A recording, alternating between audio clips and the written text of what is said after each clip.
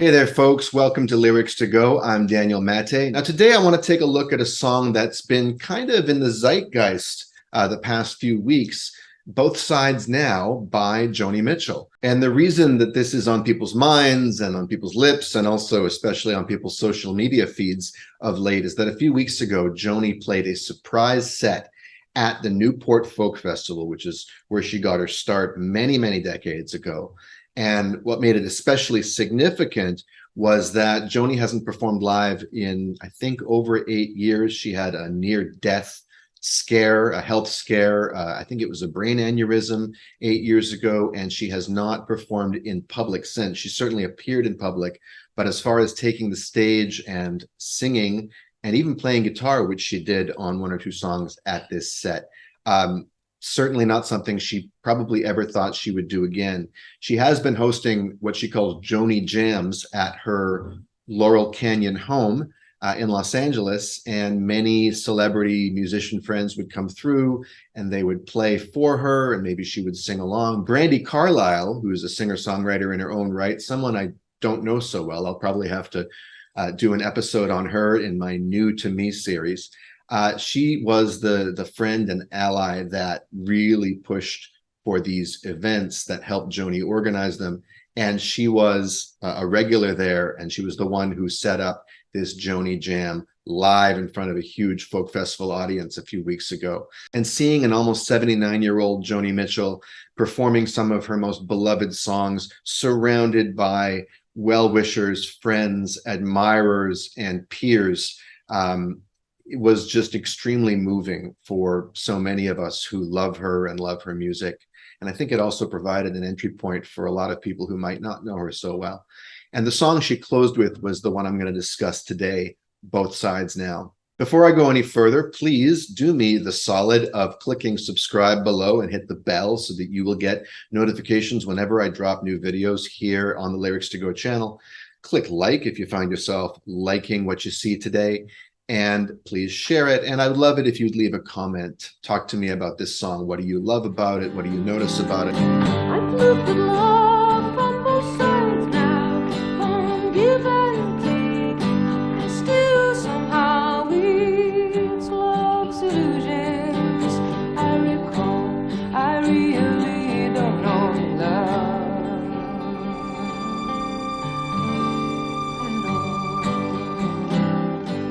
There's something about Both Sides Now that manages to be not only personal, because clearly when you read the lyrics and listen to it, it is the personal expression of a young woman's view on love and life and clouds. We'll get to that.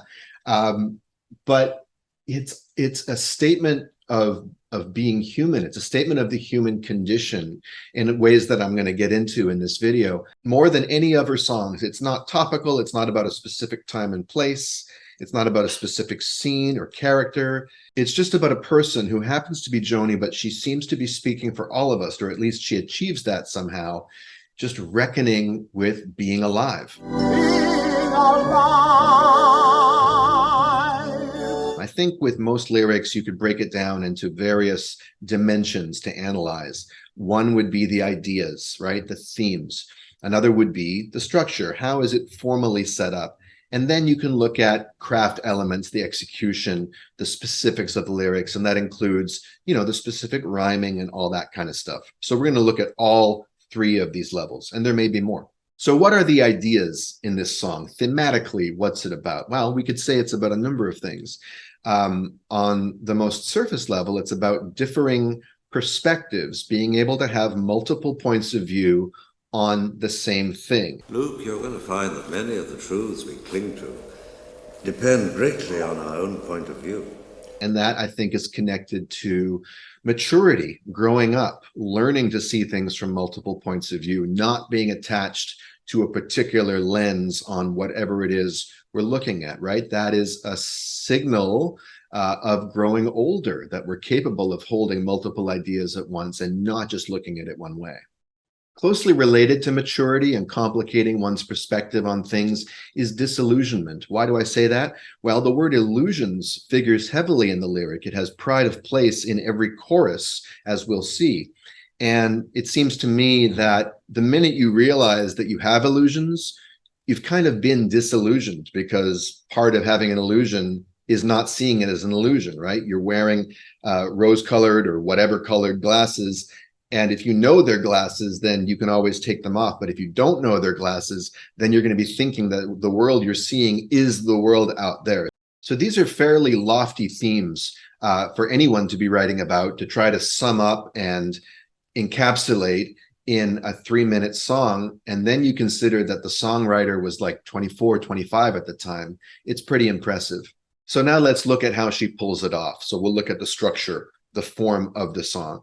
Genre-wise, it's stemming from the folk tradition, right? We're getting into the singer-songwriter era, where topics got more personal and reflective and confessional. But structurally and sonically, it sounds like a folk song. So there's a great tradition in folk music of a kind of strophic structure. Strophic is just a fancy way of saying it's verse-based, right? You go from verse to verse to verse, and each verse has a similar kind of structure and then variations on it as it develops. So for example, think of a song like "Where Have All the Flowers Gone" by Pete Seeger. Where have all the flowers gone? Long time passing. Where have all the flowers gone? Long time ago. Where have all the flowers gone? Girls have picked them, every one. When will we ever learn? When will we ever learn? Every single verse follows that structure. Another great example, even simpler in its format, is "Blowin' in the Wind" by Bob Dylan. Every single verse is just 3 how many questions, followed by the answer. The answer, my friend, is "blowin' in the wind." The answer is "blowin' in the wind." Now, Joni Mitchell takes that principle from folk music and applies it to a slightly different form, which is the verse-chorus form, a more pop music-oriented song structure. So what is this structure? Starting with the verses, each verse is 8 lines long, and there's a kind of dividing line right in the middle so that we have 2 4-line halves. Why do I say that? Well, one way to determine this is by looking at the rhyme scheme. So the big rhyme, I would say, the big target rhyme, the rhyme that is the furthest apart and that kind of anchors the entire thing, goes between line 4 and line 8. Now, actually, technically, 2 out of the 3 times she doesn't rhyme the word so much as repeat it. She uses what's called an identity, which is using the exact same sound to rhyme with itself. And in this case, it's the exact same 3 letters, way, W-A-Y. Except that when she does that, she's using it in a different sense from line 4 to line 8. So we'll call that a rhyme. So for instance, if you look at the first verse, line 4 is, "I've looked at clouds that way." Line 8 is, "But clouds got in my way." Notice, same word, different meanings, right? The first one is, "I've looked at clouds in that manner." And line 8, "Clouds got in my way." Clouds blocked my progress. They were an impediment, an obstacle. So that rhyming pair between line 4 and 8 basically splits the verse in 2, the first 4 lines, and then the next 4 lines. It's almost like the first 4 lines set something up, like in a volleyball game, right? You set the ball, and then someone comes along and, spikes it. I was never the greatest volleyball player, or any ball player. Okay, so that's one rhyming pair that gives us an overall structure for the verse, line 4, line 8. But there are a lot of other rhymes going on. Within each half of the verse, remember, I've already dealt with line 4 and line 8, which means there's 3 other lines per half, 1, 2, 3, and 5, 6, 7. And every single one of those within each half rhyme with each other. So if we take a look at the first verse again, "Rows and flows of angel hair, and ice cream castles in the air, and feather canyons everywhere." And I've spoken about this before. When you have 3 rhyming lines in a row that all rhyme with each other, it's a kind of bonus effect, and it's exciting. All you really need is 2 rhyming lines, right? That's a rhyming pair. So think of Dr. Seuss, "I do not like you, Sam I am. I do not like green eggs and ham." or whatever it is. That's complete in and of itself. But what Joni does here is she adds an extra one, which allows the thought to continue to build on itself. It creates more symmetry and more, in a way, tension, because we're building and building and building. And then we release the tension with that fourth line, I've looked at clouds that way. Whew, okay, that was exciting. And then she makes it completely symmetrical by choosing a different rhyming sound for the next three lines. But now they only block the sun. Okay, the sound is un. They rain and snow on everyone. So many things I would have done, but clouds got in my way. So now we've finally arrived at the big ticket rhyme. So far we've seen that the verse is split into two by virtue of this rhyming word at the end of each half. And then within each half, we have three consecutive rhymes that build the momentum, keep us listening very closely until we get to that big ticket rhyme on line 4 and line 8. So looking at those two elements so far, we'll see how they repeat themselves in verse 2 and verse 3. In the second verse, she rhymes wheels with feel, which is a near rhyme. We'll allow it in this genre. Musical theater would be less acceptable for reasons I could talk about in a completely different episode. As every fairy tale comes real, so wheels, feel, real. I've looked at love that way. And then she rhymes show with go with no, and then away. Notice that way and way are the same sound, but now they're actually two different words. And in the last verse, it's exactly the same thing. She rhymes proud, loud, crowds, another case of a near rhyme, and the word way. Strange, changed, gained, that is another near rhyme.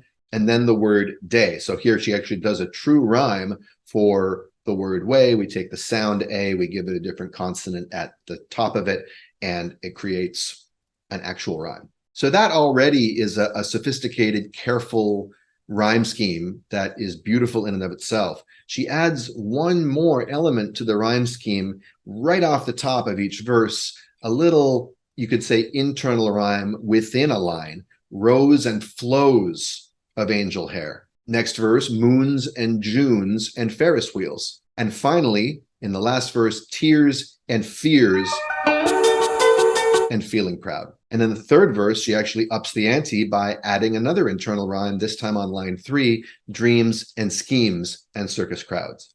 So that is plenty of structure just in the rhyme scheme alone, but there's more to it. If we look at each verse, lines 1 to 3 are kind of a list of different things, and we don't quite know what they pertain to. But then we find out in line 4. So for instance, rows and flows of angel hair, which of course, whenever I hear that, I think she's talking about pasta, but I've looked at pasta from both sides now, or I've looked at noodles from both sides now, wouldn't fit as well in a scan, and also it would be kind of strange. And ice cream castles in the air, right? The big fluffy clouds, and feather canyons everywhere. These very poetic, evocative images, which didn't immediately suggest what they were talking about in and of themselves, but line 4 specifies them. I've looked at clouds that way.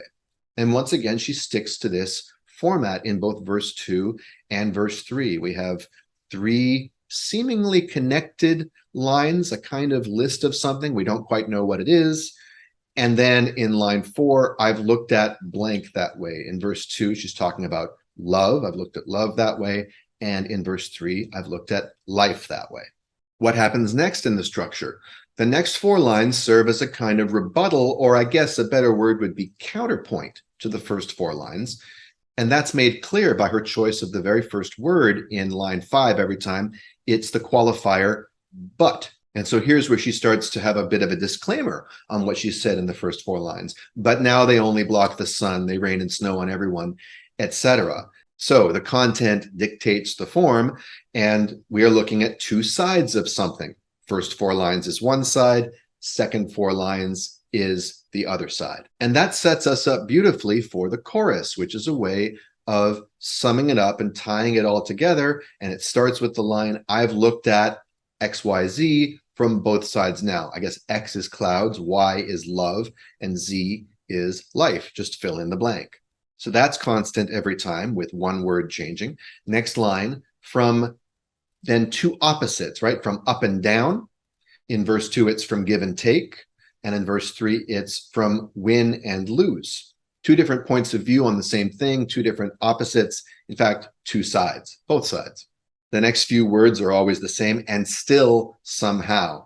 So she always rhymes now with somehow, and she always follows up these two opposites with the statement, and still somehow, which is like a qualifier on top of the qualifier.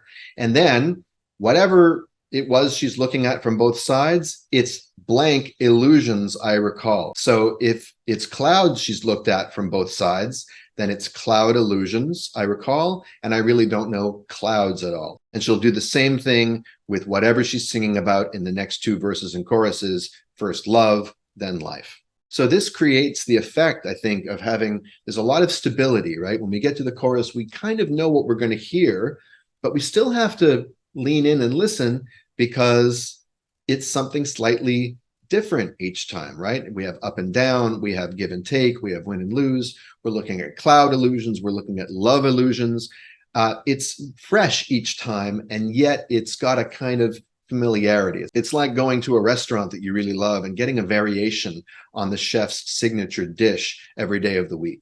I guess one final aspect of the structure, and it's kind of subtle, but I mentioned how each of the first three lines in a verse are a kind of list, right? Rows and flows of angel hair, and ice cream castles in the air, and feather canyons everywhere. It's kind of similar in each verse. She's kind of listing three almost disconnected aspects to the thing that she's looked at in that way. The back half gets a bit more continuous. It's almost one continuous thought, but now they only block the sun. They rain and snow on everyone. Those two lines are clearly connected, right? It's almost one continuous thought. And then the last two lines are very continuous. So many things I would have done, but clouds got in my way. That's basically a complete sentence in and of itself. So we're getting more and more connected in the thought, in the concept, in the communication as we move through each verse. She's really driving towards a point and bringing it all together. We see that again in the back half of the second verse. You could almost imagine a colon at the end of the fifth line, but now it's just another show, colon. You leave him laughing when you go, period. And then a full statement in the last two lines. And if you care, don't let him know. Don't give yourself away. That is a complete thought. We see the same thing in the last verse. Oh, but now old friends, they're acting strange. And they shake their heads. They say I've changed. We're talking about the same people in both lines, right? They. Well, something's lost, but something's gained in living every day. The thoughts once again connect, which I don't know. It has a kind of cool effect. I can't quite put my finger on it. But as the threads of the thoughts get more continuous, we get the sense that she's honing in on something and she's taking us along for the ride. So we've only looked at the themes and the structure, but we've basically covered most of what there is in this song. We can get a little bit more granular and look at the execution here, but just notice how much she accomplishes by sticking to a format and then just filling it in with a thoughtful progression of examples. And then there's this sort of uber structural thing, which I might have mentioned earlier, and if I didn't, I'll mention it now, which is that the examples of what she's been looking at, clouds, love, life, there's a kind of trajectory to that. We start with something very concrete, something physical, which is a metaphor for something, right? The clouds only block the sun. They rain and snow on everyone. So many things I would have done, but clouds got in my way. You get the sense that she's not only speaking about physical clouds. I mean, she could be, right? So many picnics I would have had, so many beach days I would have enjoyed, but clouds got in my way. But you get the sense of they rain and snow on everyone. They block the sun. So many things I would have done. I mean, by now in pop music, we know that sunshine, clouds, weather, you know, it's sprinkled throughout pop music, and it usually means something emotional. And human beings, I think, have always associated the weather with moods, emotions, things like that. Stormy weather, deep on the sunny side of life. On the sunny side of the street. It's been a long, cold, lonely winter. I'm walking on sunshine. Whoa. Tell me, baby, can you stand the rain? Getting through those rainy days. Getting through those rainy days. Just get done walking in the snow. Goddamn, that motherfucker's close. So that's how she introduces us to this song and to these ideas and to this structure by choosing an image that is both concrete, right? It's a physical thing in the world, but it's also a metaphor for something human, something emotional. The second thing she chooses as something she's looked at from both sides is love, a much more abstract concept, still very relevant. It's a part of human life. And then finally, in the third verse, what has she looked at from both sides? The whole kit and caboodle, life itself. And that is not an accident, I promise you. The song really wouldn't work if she went, let's say, I've looked at life from both sides now, I've looked at love, and I've looked at clouds. We would kind of wonder, where are you going with this? You sort of led with the big ticket item, life, and then by the end of it, you're just looking at clouds. We might still find it to be a beautiful, pretty song, but I doubt it would have the iconic resonance that it does, because it wouldn't take us on the same kind of journey. This starts with the specific and it gets outward to the completely universal, which is a very thrilling ride to go on, because we start with a narrow view and our view expands outward as we go, which also relates to the themes of the song. So there's just a lot of symmetry and harmony between the form, the structure, and the content and the execution. And speaking of the execution, now that we've covered the structure and some of these larger, more macro elements, we can just sort of enjoy and luxuriate in some of the specific choices she makes. So for instance, in the second verse, she's describing love via three very different items: moons and Junes and Ferris wheels. You have a celestial object, a celestial body. You have a month, June, and both of those are pluralized, right? Moons and Junes. And then something completely concrete. You can't get anything more solid than a Ferris wheel. Going straight from that into a feeling, the dizzy, dancing way that you feel as every fairy tale comes real. So describing a particular kind of scenario. And I only just noticed something that might have been unintentional on her part, but subliminally, a master like Joni always knows what she's doing. There's Ferris wheels, and then a few lines later, fairy tales. So the sound fair, that syllable, gets repeated internally. That's fairly good. In the second half of the second verse, it's interesting. She describes love as a sort of performance, but now it's just another show. You leave him laughing when you go. And if you care, don't let him know. Don't give yourself away. There's a real almost cynicism or resignation in there. We could say it's jaded, right?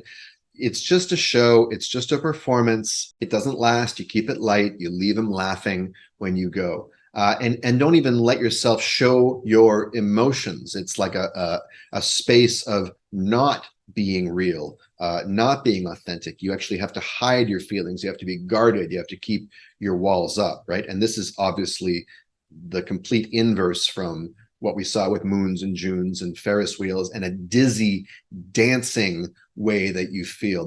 There's nothing more incompatible with a dizzy dancing feeling than keeping a wall up and not giving yourself away, basically being invulnerable. If you're going to be dizzy and dancing, you're completely open, you're completely vulnerable. So these really are the two sides. Taking a look at the third verse, tears and fears and feeling proud. There's almost an extra internal rhyme there. We call it assonance. It's sound-alikeness.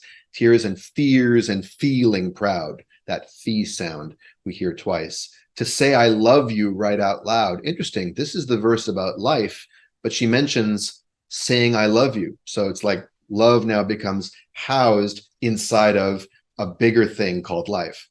Dreams and schemes and circus crowds. Again, interesting juxtaposition. Dreams and schemes, I think of, making plans, having big hopes for the future, and circus crowds. Well, we've already seen Ferris wheels, so there's a sort of recurrence of the carnival imagery here. And then in lines 5 through 7 of the third verse, we have the most personal, confessional lyrics in the entire song. At least the most specific ones. Oh, but now old friends, they're acting strange. They shake their heads. They say I've changed. That's really interesting. So far, she hasn't given us much information about the specifics of her life. She's talked about the way she's looked at things, but she hasn't talked about things that are actually happening inner life. But here in the very last verse lyrics of the song, she talks about what's happening in her social world. Now, in Joni's case, we could imagine that this has something to do with her rise to fame and success and celebrity around this time, right? That's a time when you might expect old friends to kind of shake their heads and be like, you've changed, we can't relate to you anymore. But you don't have to be a famous person to relate to this, right? As we get older, old friends, old connections, old interests, they start to fade away and get replaced by new things. And all of a sudden, we can't even relate to the people that we used to relate to. And sometimes it's even hard to relate to one's own old self. I've certainly found that when I look back at old journal entries or look at old songs I've written, I wonder, well, who was that? Now, she could just leave us on that kind of bummer note, but she doesn't. Right before we get into the last chorus, she says, well, something's lost, but something's gained in living every day. So it's almost like she rallies by the end of this last verse to say, you know what, that's just the way the cookie crumbles.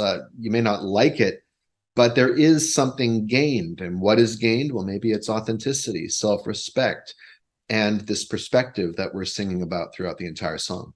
So whether it's cloud illusions or love's illusions, or finally life's illusions, the thing she arrives at is, I really don't know these things at all. I really don't know anything. She's kind of arrived at a Socratic place. Socrates said, the only thing that I know is that I know nothing, or something. I think I'm paraphrasing.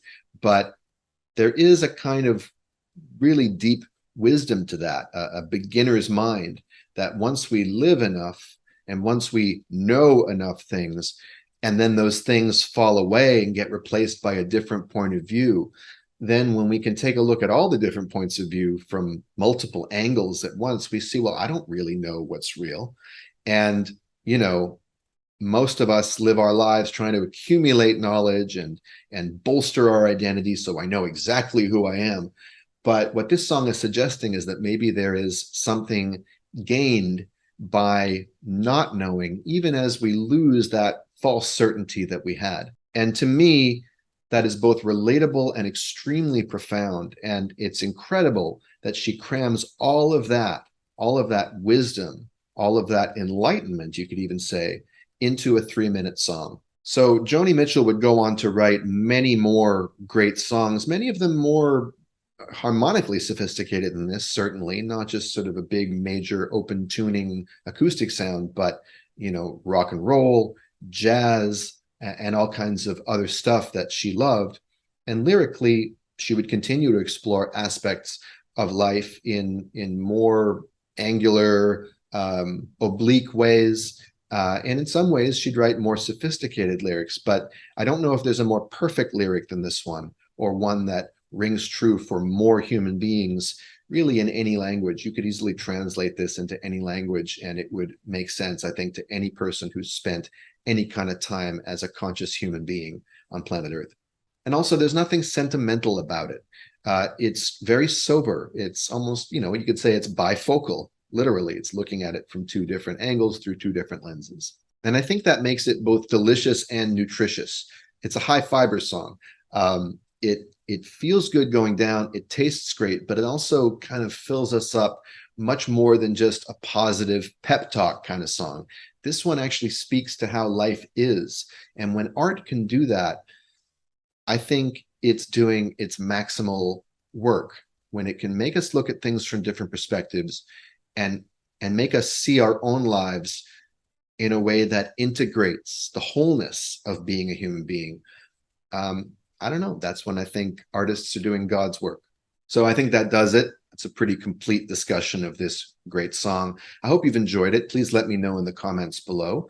And one way you can let me know that you've enjoyed it without even leaving a comment is just by clicking subscribe, hitting the notification bell, and make sure that you find out every time new Lyrics to Go content is dropped by yours truly. All right, that's it from me. Thanks for joining me on Lyrics to Go, where we always look at lyrics from both sides.